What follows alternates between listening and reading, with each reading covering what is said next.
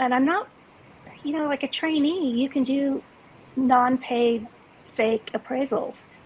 You can't do that as the licensed person. I clock in and clock out on every single assignment, every single minute that I'm working on each assignment. I can walk into the bank, but the person I need to talk to does not work there. They work in Oklahoma City or Dallas or Lawton or anywhere. And you see how easy it makes inspection. I'm like, that makes it easier for me to learn inspection using just my iPad.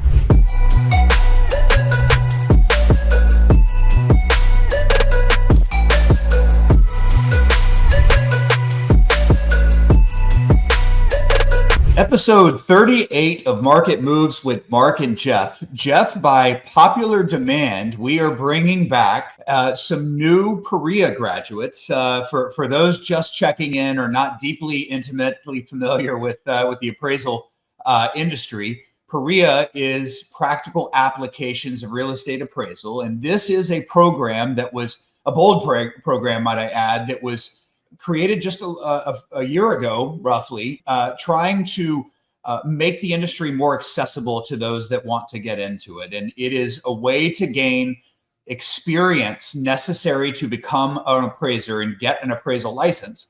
To gain that experience, not walking hand in hand with a supervising appraiser, which can be hard to find and can be just a variable path, I guess we'd say, to provide this experience through a curriculum-based program. And we've talked a lot, the genesis of this show was talking about PAREA and you and I's support of making the industry more accessible. And we've had, I think, more than 30 people graduate from the Appraisal Institute's PAREA program. We had Pedro and Chris on at the beginning, sometime middle of last year. I've not heard from Chris, but have heard from Pedro as an update that he has started his own practice and completed almost 20 assignments now, and is really, really excited. Completed and been paid for, Jeff. So he is in business officially. But I think folks want to hear from more names and faces through this program and hear their accounts of how they found it, how their career led them this way, and where they are now. So you as excited as I am? Boy, absolutely am. I'm also a proud moment, Mark. You don't have to look at me with this questioning look in your eye of PAREA. I got what that stands for correctly, right? As we've finally talked about this enough that it stands out. And glad to hear that Pedro's mastering some of the business aspects of appraisal. Getting paid for the work that you do is definitely one of those things that I don't think is integrated into the PAREA program. We can ask our guest today if there's a section on that. I would guess probably not, but it does kind of speak to some of the realities of what PAREA offers in terms of strengths, as well as some things that it just naturally isn't going to touch on. And administering or running a business is one of those things that you get either by working with an appraiser after certification or kind of through the school of hard knocks, figuring some of that stuff out on your own. So with that, I think we can welcome to the podcast Angela Craig and Cale Bird. I asked you about your first name, Cale. I got your last name pronunciation correct. You nailed it, man. Well, I just lean into messing stuff up with almost as much confidence as artificial intelligence. So confidence is all that matters. Absolutely. Well, welcome both. We're really excited to have you guys and appreciate you making some time to come and just share your journey and perspective with us. I wonder just at the outset here, really anxious to get into the details, but something we were talking about just as we were heading into recording here, I don't know if you guys follow, appraisal forums, LinkedIn, Facebook, social media, whatnot. And, there's a bit of a negative perception out there of PAREA if you read the right threads. And I guess just a word of thanks to both of you for being willing to come on, despite some of the negativity that's out there. I think even the negativity, you see, there are folks rooting for you guys and the other students there. We want good appraisers in the industry, and I think we're going to need them as changes are coming down the pike here. So thank you for being willing to come on and talk about the program in its infancy here. Absolutely. Yeah, and for what it's worth, we have your back on this this program and kind of your trajectory going forward.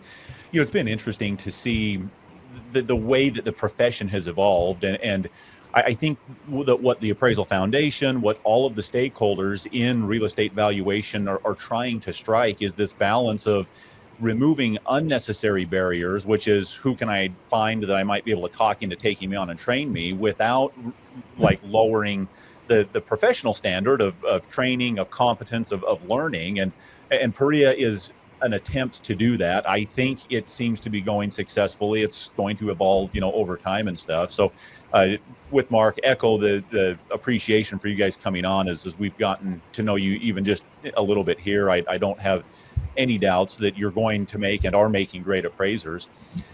To kick things off, I think, maybe Angela and then Kel would love to hear just a little bit about your background, where you're at, kind of what led you to wanting to pursue a career in appraisal. Well, for me, I was in the commercial real estate asset management place for about 10 years. And then my husband and I moved to Austin, and we started our own investment and luxury spec home building company, did a few developments. And now, both our girls they're off at college or, have jobs. So I've always known I wanted to go into some sort of valuation because I used to do it early on in my career for Fitch and, some of the people on Wall Street. Maybe I contributed to the problem, but I don't feel I did because I was doing commercial.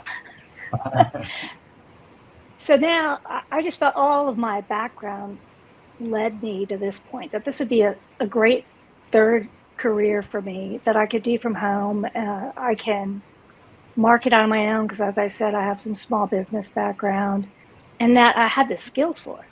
And that was really important to me, that I was the skill person running the company. Mm-hmm. So now it's getting it up and running. And as I told you, I just passed the test and trying to get myself set up. I think I was the only Perea student on a Mac, which was a big mistake because I had to run it through some various ways. So now I need to get a new computer so I can run appraisal software and everything else. Wonderful. Cale, how about you?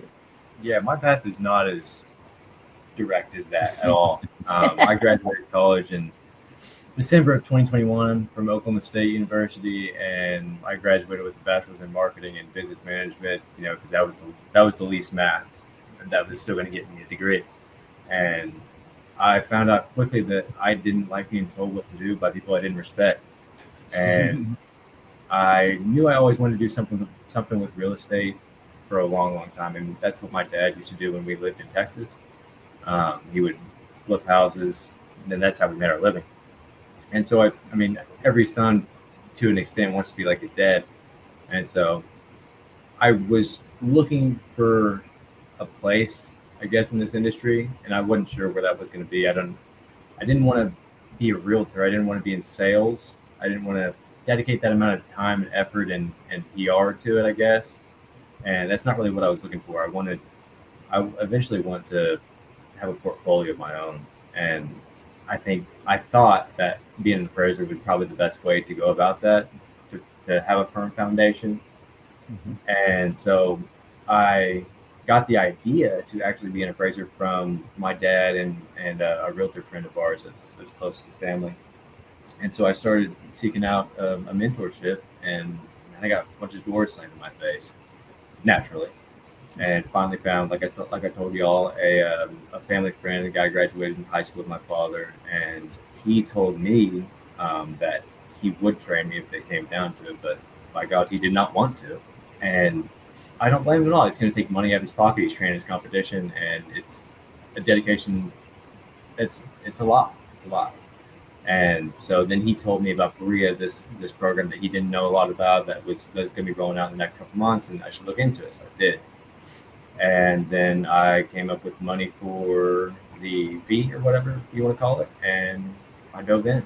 And then after that, I think I graduated from that program. I started in November or December of 2023, and then finished sometime around May, I believe, of 24. And then passed my test in July, and I've been going ever since. I run Bird Appraisal Services, my own LLC, and I work under that. I'm in 6 counties. Yeah. Wow. That That's a great. great kind of summary leading up to kind of where we're at, Kel. And Angela, I'd like to pivot to you for just a second. I'm curious about Kel's experience was, who he reached out to try to find somebody to take him on, and that fun, or not so fun experience. What was it that led you to the Perea path? And did you have a similar experience trying to find a supervisor? Or did you decide you just wanted to do Perea right out of the gates? Well, I had taken all of my education through Certified General because that's what I initially wanted to do. Mm-hmm. Was thinking about pursuing an MAI just because it fits more with my background. And I had talked to a few people at the Appraisal Institute, but then Perea opened up, and I thought it's going to be so much easier to come out licensed than to be a mentee or to find a mentor. So that was a route I took. And it was hard for me because I was closing a business at the same time it was starting. I started at the very beginning in July, but I had to get a computer, and then I had to wait to get in touch with my mentor, and then I had some trips already on the book. So I took a little bit longer to get finished than Pedro and Chris and obviously Kale. But I did finish. And I did well on my finals. I mean, I think I did it in the time that I needed to do it in. And I think everybody's path going through Perea is going to be different. Some are going to get through it really quickly because they just want to hit the ground running. I hate my job. That's motivation. Yeah. Well, Kale, it's now on record here for in everything is forever on the internet, so we can scrape that. And they know it. That's not a revelation. Well, the 6 people listen to us, Mark, and it may not spread very far, but yeah. So Kale, I know that the Appraisal Institute is trying to help people get through more quickly, and more people through more quickly, but also more people through. There are some minimum progress requirements or new iterations that I know they've put together, which is like a case study a month or something like that. Were you sort of grandfathered in before that? How did that impact your experience? I didn't have any deadlines for sure. I don't know if maybe I was going too fast and they didn't have time to implement any deadlines or what. But I think I was the 7th person to finish in the program since inception, and I definitely don't think there was any deadlines for me, but maybe that's just because I was like you may have graduated too soon. Angela, did you have an experience with that? They put it in place a year ago, January. And to me, that was a big surprise because they told us we would have as much time as we needed as long as we finished within 18 months. So that was kind of the path I was going. But when we first, in the pilot program, we had a lot of hiccups at the beginning, which they have corrected. And these students going through now have it so much better than I think we have. They have lots of great information. They're learning how to do regression analysis. I already knew how to do it. So it wasn't difficult for me, but I could see how it was slowing a lot of people down. And so I'm really excited that they did provide them with a lot more information.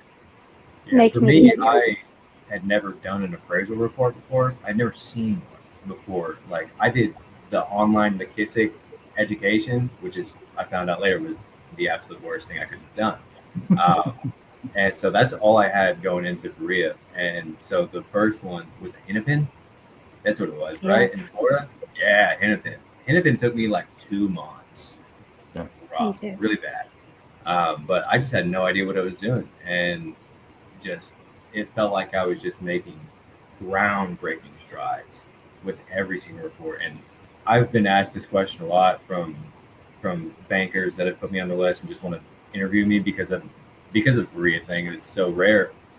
And I just tell everyone that Dana Thornberry was the best part about that program for me. I mean, she is my savior. Like, she is awesome. I wouldn't have made it without her, truly. Her diligence and I don't know, just the level of care and diligence she puts in is unmatched. Wow. I agree. Yeah. I think that's one of the challenges that people that try to go the traditional route have is some that are lucky get a supervisor that has that same kind of, like mentality and kind of that heart of a teacher, perspective. Dana came on and talked with us, and you can just tell in that conversation that, that this wasn't just a paycheck, it was far from it for her. It was a passion project. It was something she cared deeply about. And I've known appraisers that were fortunate enough to find supervisors that also, approach training them in that way, but have also unfortunately seen too many that don't and don't give that level of care and then don't get the training. But it sure makes a huge difference in, your introduction to the profession when somebody is invested in your success and becoming an effective appraiser versus just checking boxes or, maybe sometimes not even that. Was Dana a direct mentor for each of you guys going through? Yes. Okay. And I don't believe she's doing it anymore. She's just in charge of more running the mentors and the curriculum. Yeah. Go ahead. Yeah. Well, I was just going to say that I know I know the Appraisal Institute is trying to, in the foundation, would like to get more people through. There's a lot of people on waiting lists that are trying to get through, and one of the ways to help that is to try and make the program a little more self-help than what you guys experienced. And Angela, I think you referred to, the students now have it maybe a little easier, and it's Dana providing it, but Dana providing it in a way that, and Dana and team providing in a way that can maximize her knowledge and her care, and not just wait for her on Sunday night to reply to. Right. And one of the mentors does videos. Kale, what was your thoughts?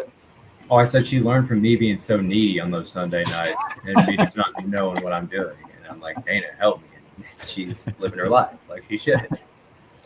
Well, you guys have described overcome, and the 2 months, Kale, that the first assignment going through 2 months, having never seen an appraisal before.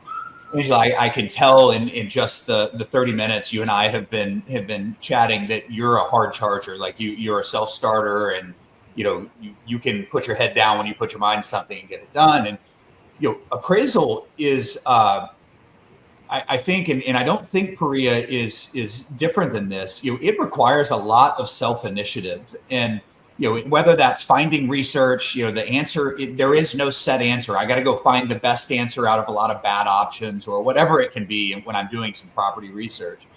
But what is it? I just talking to folks that are considering Perea, what do you need as you see in terms of like character to get through this? Like what makes a good appraiser trying to go through Perea? I think you've heard from several other people that this really is a 40-hour-a-week thing. You can't not make a huge commitment to it, or you're just not going to get through it. And I think for some people that might be difficult. I mean, I think Chris was saying he had to take care of a 2-year-old at the time, and I was impressed by that because I know all about that. So I think that's what you need. You need to be able to focus and get up and get it done and have a plan. Mm-hmm. And actually, you do need to know Excel. That was another thing. They've realized that, and they've got that now in the requirements that you need to know Excel. Kale, what are your thoughts on what folks need coming into this? The Excel tidbit is really on point. I was not the most savvy when it came to Excel, but I just got out of college, so yes, I have some experience with it, which served me well. But for me, I think it was a lot of being coachable. Really, I didn't know what I didn't know, and I needed to be a sponge when I needed to let Dana talk, and I needed to listen, and that's it. I just can't say enough good things about her. Really, she is the reason I'm an appraiser today. Truly. Awesome. Boy, that really is. I love hearing that. And as you think about it, this program, is still relatively new. And so just like you each as a new entrant into the profession have a whole bunch to learn, I think that the Appraisal Institute with a new program has had a whole bunch to learn. And so it's interesting to hear some of the iterations and changes. You got to have the right computer operating system to be able to make some of the software work. This readiness checklist that they do. There's a lot of things I think that the Institute's learning and iterating in the program, which, Mark and I commented, not even knowing specifically what those items would be, just that, hey, any new venture is going to have to adapt and evolve, just like a new entrant into the profession has to learn and adapt and evolve. There's just a whole lot that you figure out by doing it. And Angela, it's interesting to hear you say, they initially I was told I had as much time as I wanted, and then they started putting deadlines on things to get them done. And I think the Institute's realized that was probably necessary to help usher people through the program. I agree. They did have some people who weren't doing what they were supposed to be doing. Yeah, and we've seen that with a few other initiatives out there to try to introduce people into the profession. There are some that just haven't taken the initiative or kind of been the hard chargers and tend to fall by the wayside. And some of that's just, human nature. If you're not motivated by hating the job that you're in, or just really ready to move on to the next stage of a career, or whatever it is. I'm curious, was there anything as you got into the program, you start working on these test files, was there anything that you came across that surprised you or that really stood out as, man, I didn't realize that this is what appraising was? But was there anything along the way in the pathway that was kind of surprising or not what you expected? I think there was property types that I liked better than others.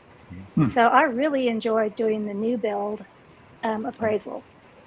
And I was very interested in doing 2 to 4 units. And that was one area where it was lacking. Even in your QE, you don't get enough information. And they just threw us into doing 2 to 4 units. So I spent a lot of time outside researching. I actually took another class on the side just so I could understand it better. So, those are things that are going to happen. You bet. Kel? Yeah, I really didn't have any expectation going in, and I wasn't excited or not excited about any of them until I got to the new construction. That was maybe my least favorite. We're opposite spectrum. Yeah. And it makes sense if you have a commercial background and I hadn't seen blueprints before, man. Mm-hmm. A lot of the assignments weren't exactly applicable for what I'm doing on the day-to-day. I'm doing a ranch style 3-bed, 2-baths, 1,500 square foot most of the time. But like the one we did in Texas, I think it was in Houston, like just your single family home there, or single unit home, sorry. That one I'm the most excited about. That's the one that is the most applicable for me. And that's the one those are the kinds I like the best. I didn't like the 142 foot of water frontage, and we're price per front foot. That doesn't apply to me.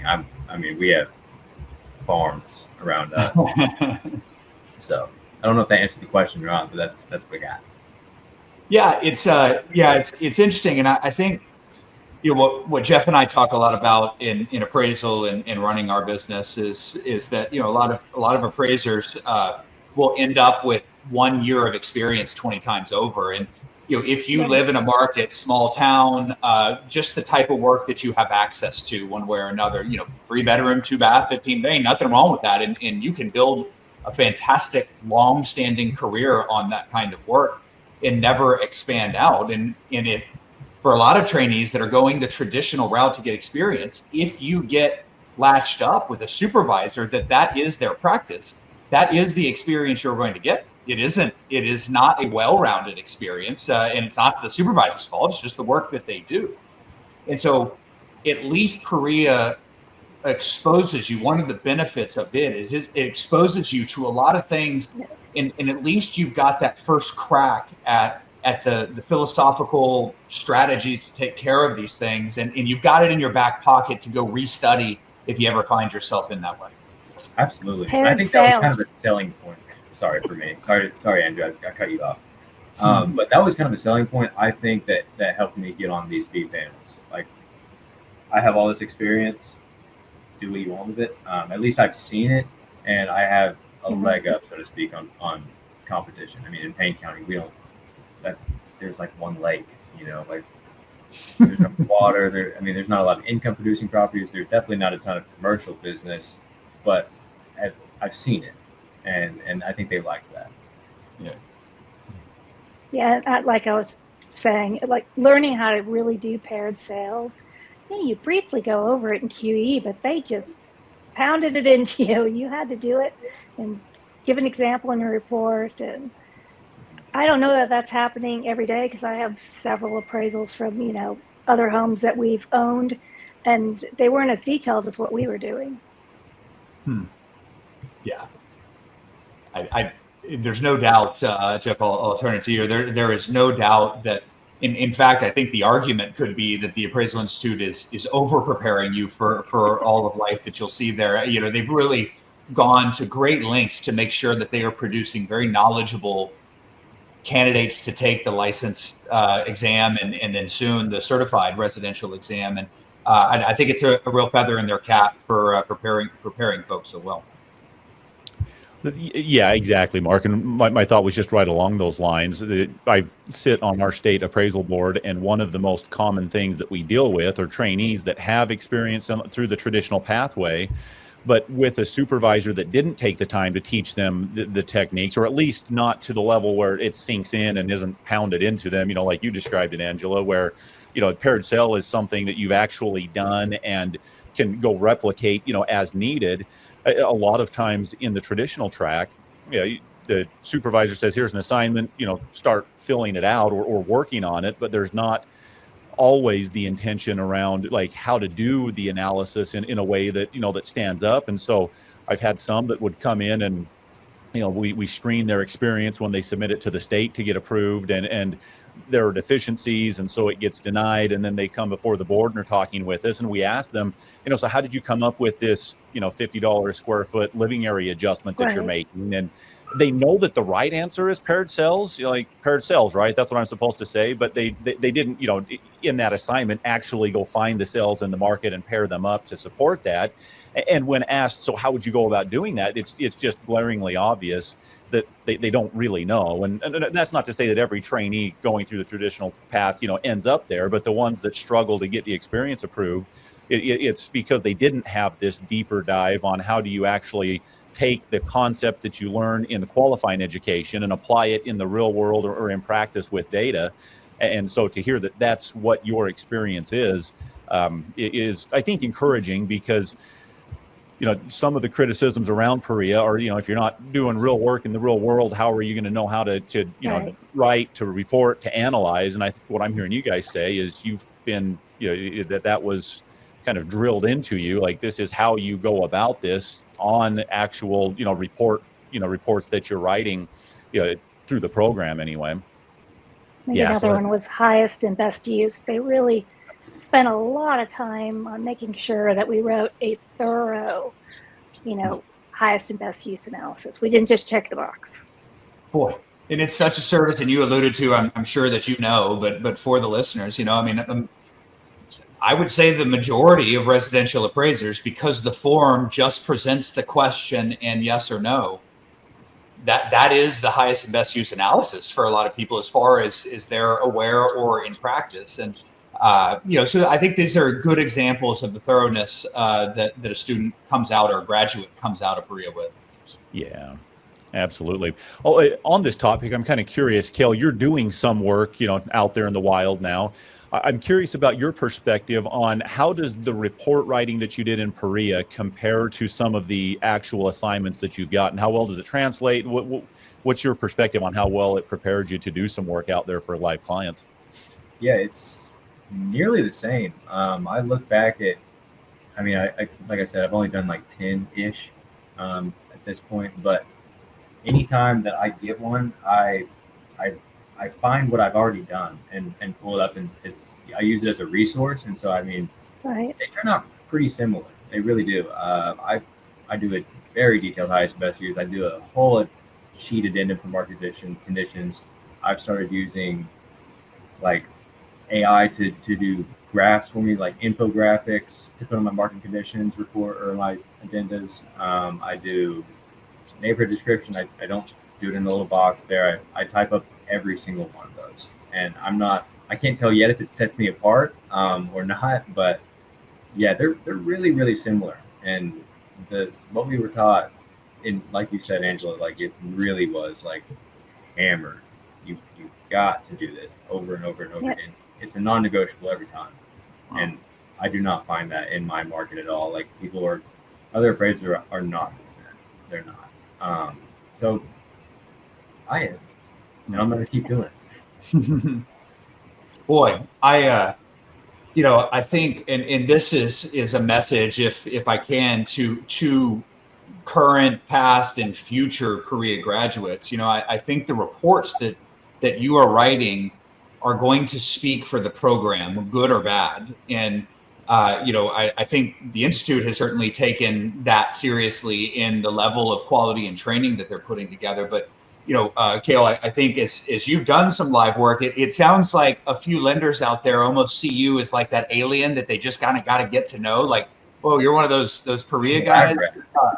Yeah, I kind of want to send you an assignment to see what I get here, and or just kind of get to know your story. And Angela, I'm sure you're going to find the same thing. And so they're looking, with a very close eye on the product, that you are coming from PAREA. And so I think when you are spending the time as you are writing in-depth reports, I think it speaks volume for the program and really helps those after you. I don't know if Dana thought that. She thought I wrote too much sometimes. So I did learn how to cut it back from her. That's impressive. Yeah, for report writing and stuff, I made up some samples to give to different lenders so that I wouldn't be using the PAREA samples and whatnot. And so I actually gained a really great mentor just because I was in the PAREA program. Like I submitted my samples and he looked at my resume and everything, and I'm a PAREA graduate, and so he just called me and ended up talking to him for like 2 hours on the phone. And he was like, I really just wanted to kind of take you under my wing because I just am not sure what you are or what y'all are going to be looking like. Because I was number 7. People don't know what we are yet. We don't know. They don't know. They can't trust us. And I don't really blame them again. And so that guy, the relationship since then has really just blossomed. And he helped me so much. And he's so wicked smart. I shouldn't say who he works for, and I'm not gonna. But okay, he really. The only reason I have that mentorship, that friendship, is because of this program. Yeah. Really. Wow. Is he another appraiser like in the fee space, or is he at a bank and a client? Or I'm just curious, like how you guys got connected. Okay. Yeah. So he works, I think, primarily for a bank that I was trying to get on their fee panel, or their approved list, or whatever you want to call it. And he reviews every single one of those appraisals that they get for the entire network. So it's a gigantic workload. And in addition, he's an appraiser for himself, and he's at a DFW. So yeah, he does both. He's busy guy. And somehow he still makes time for me. Oh, how cool! It is. It's cool, and I think that speaks a little to man. We were joking about this. I think at the conference we were just at last week, I was giving a presentation saying, man, it is a lot for an appraiser to start in the beginning. The subject address goes on line 1 on page 1 of the report, and then where do you get that subject address? That can be mind-numbing and in a really long prospect of training. But when you've got someone that's already there, the hard, monotonous work has been done by Dana and crew and you guys. Well, we got thrown into a million different markets, so we'd have to search for it new again. So now I'm almost at the point that I can't even remember what we did in Austin, because I haven't looked at a property in Austin in a year. It's not just property type. It's not just property type that you're seeing, like a wide variety of property type, but you're doing a case study, and we provided a lot of the case studies for them. So these are appraisals that we might have worked on. But it's in Atlanta, it's in Miami, it's in, and you're jumping all around the U.S. So you've got that experience is really helpful too. Yeah, that's one of the criticisms I've heard a little bit is, well, how are they going to learn how to appraise in their market? And I think what isn't fully appreciated is that you've had exposure in multiple different markets, and the idea is to learn how to gain the proficiency in whatever market you happen to be in, because though the markets differ from one to the next, the process of learning what is the market doing, how is it valuing certain components of real estate, like that data is available. It's available to be had and analyzed. And if you have the tools to analyze data in any market, you can learn and become proficient in the market that you happen to be working in. And so it's fun to hear you guys say, yeah, like we had exposure and experience in multiple different markets, which most in the traditional track don't. It's just wherever their supervisor happens to be, you know, to Mark's point, in property type and in geographic location. And so the exposure, I think, is a real benefit. I'm curious, from where you guys sit today, a little bit different stages, what is your plan forward looking as far as, you know, what you're looking like, what type of work you're looking to do, or are you planning to move on to certification? If so, how? Like, what does the future hold if it plays out according to plan? Angela? Well, I'm definitely going to pursue certification. I'm still trying to figure out how to fill out my own log, because clearly that's not something anybody tells you how to do. There's not a lot of direction, you know, with the licensing board. So I'm working on that. And I'm not, you know, like a trainee, you can do non-paid fake appraisals.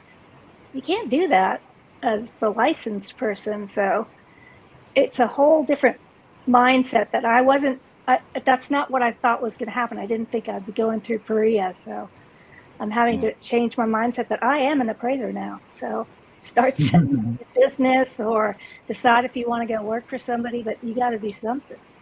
So Angela, you have finished the licensed residential. You have the license in hand now with the test pass? Yes. How about that? That's cool. And if certified residential PAREA module were available today, would you be jumping right into that, or would your plan be to get the live experience still? I was recently given some advice from someone local in the Appraisal Institute that I didn't need to do that now in Texas because we sign our own log. But I think in states where you don't have licensed residential, you have to go to that next level. So for Texas, I don't necessarily need to. I thought I wanted to, but realizing that I don't have to, that's really changed my whole mindset. You know, I think if you get your experience as Kale is doing, kind of by generating work on your own, you can certainly fill out your own log that way and get the requisite hours. It can be slow going in you know, slow time. So depending on the success, I think a PAREA second module is more guaranteed way to get through. But we talked to a lot of folks that are getting the license. I think Pedro is one of them. I think Chris is one of them. They got the license and they're going on to getting live experience for the second phase. Yeah, at this conference we just came from, Angela, I will just tell you that the director from the licensing board in Texas, I'm almost positive, answered the question when asked to her, can you submit sample or, like, you know, kind of test files for experience as a trainee and as a licensed appraiser working towards certification? Her answer was yes, that Texas was open to allowing that. And there's, you know, kind of the mixed approach. Of course, the certified residential module has to be available for it to even be an option, but it at least opens the door to you know. They told me they thought it would be in December. I mean, we're already in April. I'm not sure where it's going to end up going. Yeah. Okay. The nice thing is you can start logging experience and working towards the certification on the traditional experience path. They get submitted to the state and those sorts of things. And offline after this, we have some experience on that. If you have questions about filling out log and stuff, we'd be certainly happy to help. Oh yeah, that'd be great. Thank you. Absolutely. Kel, what does the future hold for you if things go according to plan? Yeah, I would have to have a plan to start. The plan, I guess, roughly is to get certified. I think it's, I don't know if it's my state. You were talking about Texas laws. I'm in Oklahoma. My state allows for, when I'm licensed, my 1 year of experience counts as my training hours, so to speak, for my certified residential. So I don't have to seek out an appraiser and do the mentorship thing or go the PAREA route if that was an option. So my experience practicing within a year, I think, counts. And so I plan to get my education done and test out, and that'll be that. I clock in and clock out on every single assignment. every single minute that I'm working on each assignment. One, to track my hourly rate, and two, in case they want something like that. How many hours have you Your done so backup. far? Here it is. Yeah. But yeah, that's my plan as of now. It's subject to change, obviously. Definitely understand that. I'm curious, you are getting some work, with the licensed residential credential in the moment. Do you find resistance to having that versus being certified with some of the clients that you've talked to? Do you feel like some doors haven't been open because you're not certified yet, or not so much? Well, not exactly. I haven't had any discussions about like my licensure level being inferior at any point. Nothing like that. I think they just don't trust me, I guess. I don't know. They've been using like the same 7 appraisers for the past 2 decades. Mhm. And who are you? Is how I feel like it is. Plus it's kind of hard to just even get in touch with these folks because Yeah. I don't know. I can walk into the bank, but the person I need to talk to does not work there. They work in Oklahoma City or Dallas or Lawton or anywhere. And so then, the trail gets lost. Here's my email, and then I trust that person to get in touch with this person who gets in touch with the person I need to get in touch with when they should just have a phone number or something, but they don't. So that's the main pushback, so to speak, that I've had. Nothing in regards to like my license level, though. Yeah, Oh, that's interesting. Yeah. Sorry, Jeff. I will say, Cale, that some of what you're facing is a symptom of the times right now because there's just less appraisals than there are appraisers. And when you're working with a local bank or kind of a relationship sale, if they're sending you the few orders that are there, they've had a 10-year, 15-year relationship with these appraisers who will be calling and saying, man, where did the work, I need that work, and it's gone. When we move into a better real estate cycle where there's more appraisals than there are appraisers, it's a very different conversation. They're asking you to take jobs and need to add people to panels to get it all done. So, I think you've graduated at a good time because you'll learn how to do this in the hardest of times to get business, and it'll only get easier from here. Yeah, out of the fire I've into been the frying really, pan, for sure. I've been excited about all the new technology. I know people don't like the property data collector situation, but when you read about it and you see how easy it makes inspection, I'm like, that makes it easier for me to learn inspection using just my iPad because, I bought my disto and I'm practicing my measuring, but we didn't get to use that while we were doing PAREA. So I'm interested in desktops and hybrids, but I know a lot of appraisers are against that. So, but I really kind of feel like we're the perfect people for that. We just came out of a program where we just did that. Yeah, you bet. If you can analyze the data and write a credible report, you can choose if the scope of work matches the assignment or not to, be the one putting the eyes on it and walking through it, yourself or not, and, and those sorts of things. And it's interesting to hear, Angela, you say that you've got the disto. Maybe have you tested the iPad or mobile inspection technologies to this point, or what are you doing to kind of get familiar with the collecting data in the field aspect of appraising? Well, Appraiser Pro offered us a free 6-month use of the software, and it also has an inspect a lot. So I asked them if I could try that as well, so they'd give me a 30-day trial. So I'm doing my own house right now, just to see how it works, and the fact that I can dump all that data directly to the form. And I know that a la mode does the same thing, but that's where I see the future. Just makes your life so much easier and quicker. Because the analysis I can sit down and do fairly quickly. I know how to run the numbers. I understand data. But the inspection was what was the thing that I was having a little fear about. Now I'm not. Me too. Awesome. What are you doing in the field, Kel, on the assignment you're doing for collecting data? Are you using the app? Yeah. So no, I'm not using the app. I got this fancy clipboard here, and I got a pen, and I got a like the tape measure deal, I went and got the big badass like Total Connect $1,800 package and played with that for a week and a half, and I hated it. I really did. I was more familiar with the Perea. They got pretty color, or not Perea, with Appraiser Pro and SFRDP, and they have pretty colors. And Total Connect feels like I'm in 2002, and I'm paying a ton of money for something I don't understand how it works. So I got a refund, and I switched. And then they gave me the 6-month free trial, and that ran out like a day ago, so I got to pay for that. But yeah, that's what I do. I haven't done the inspector lot yet. I will. I just haven't. Awesome. Well, we don't have any sponsors for the show yet, but maybe we need to make sure that some aren't on the list and others are on the list to reach out to.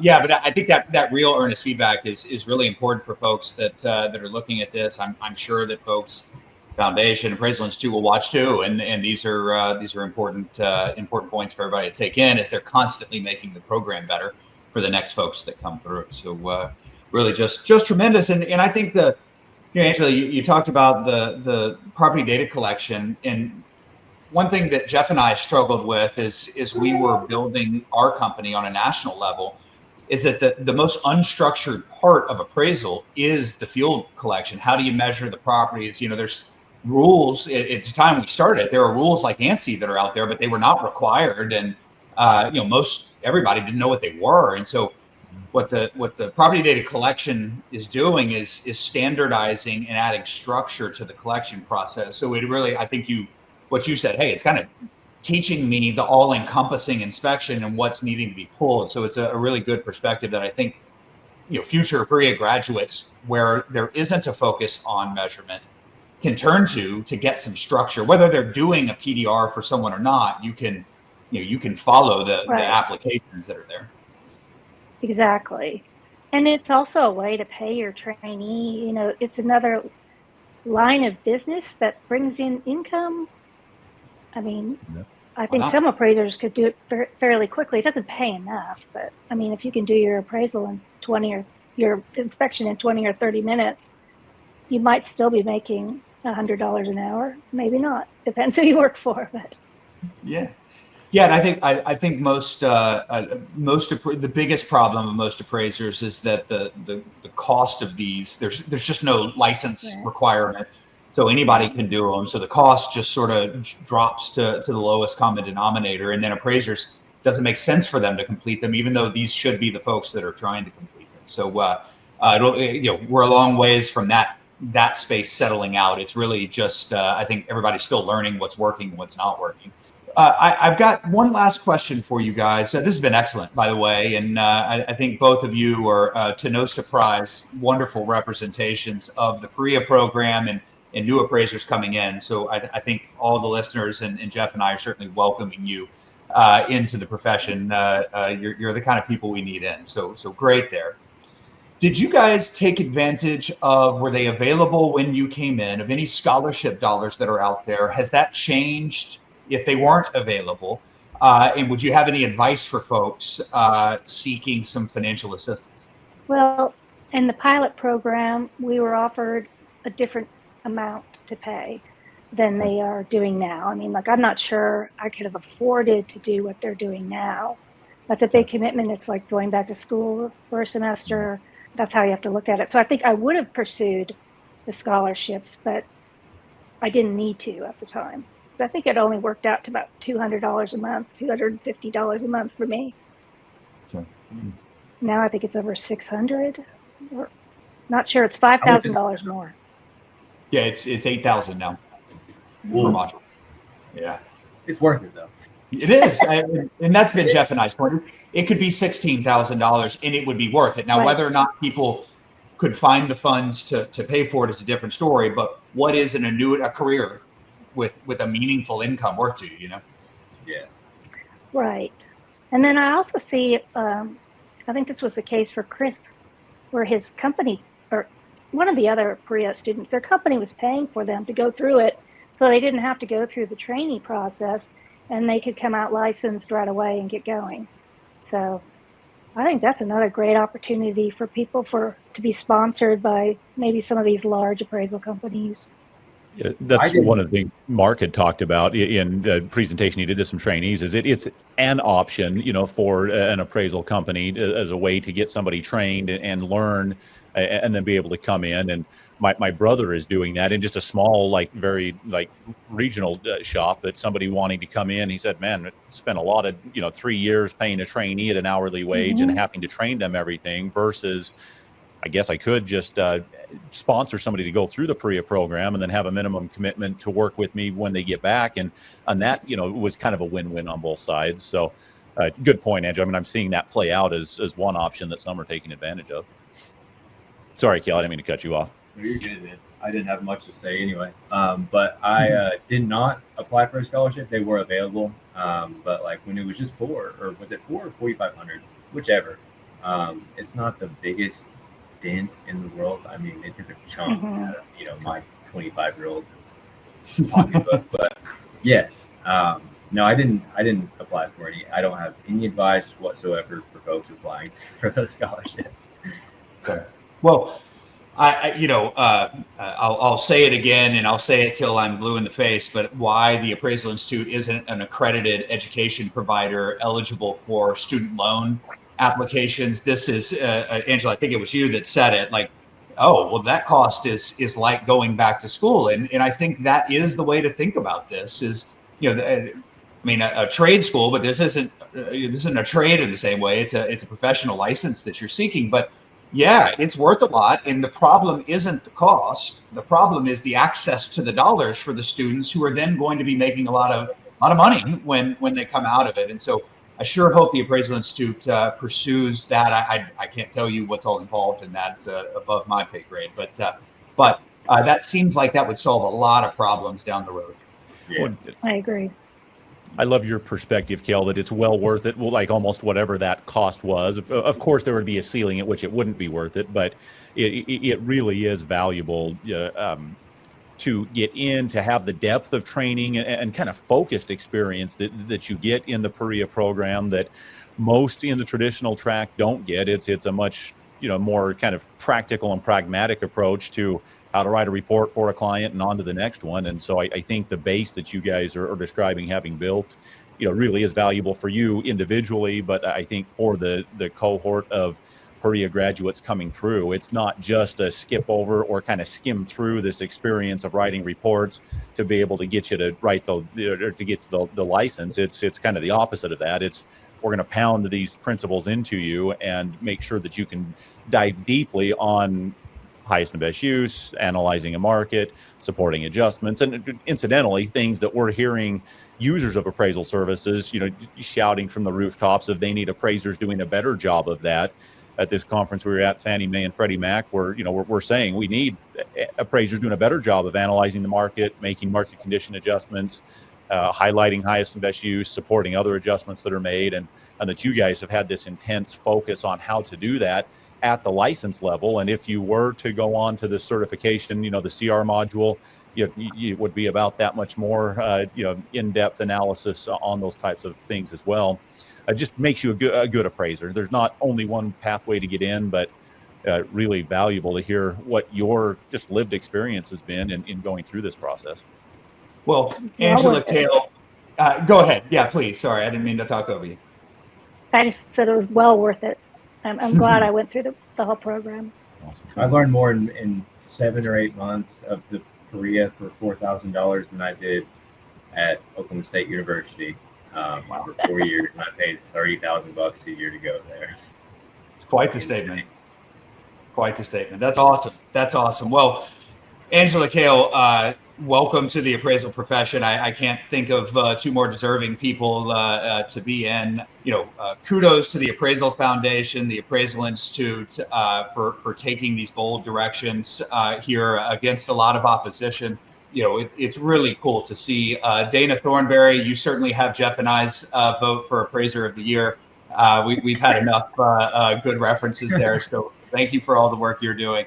Yeah, just great.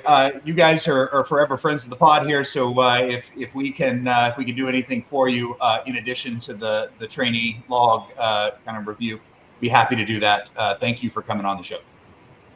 Thank you very much for having me. Yeah, thank you for having me. It's been a pleasure. Great to meet you both. And until next time, we'll close it out here. Thank you, guys. Yes, sir.